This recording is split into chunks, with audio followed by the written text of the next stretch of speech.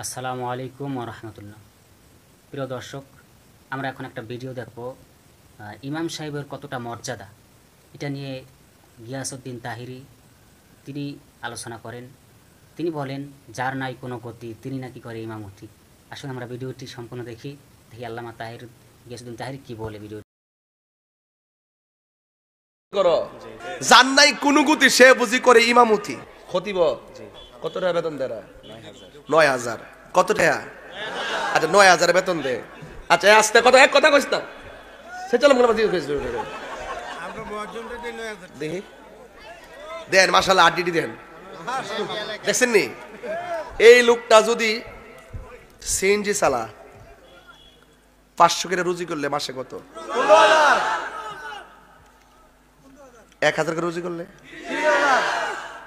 Minimum ২০ কি income করা ব্যাপার না? কথা কোন ঠিক না বেটি?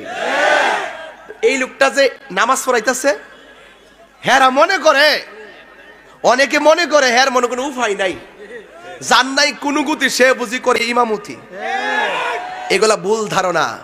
ও মাদ্রাসায় পড়ছে, ও আলেম হইছে, ও যদি মসজিদের মেহরাবটা পাহারা না দেয়।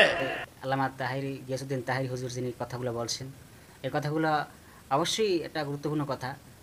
সমাজের মানুষ তো সব গুমরা হয়ে যাবে।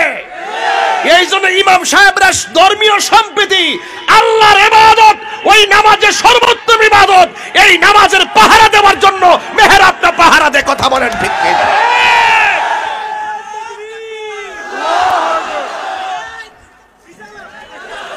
কথা বলেন ঠিক কি না বলেন?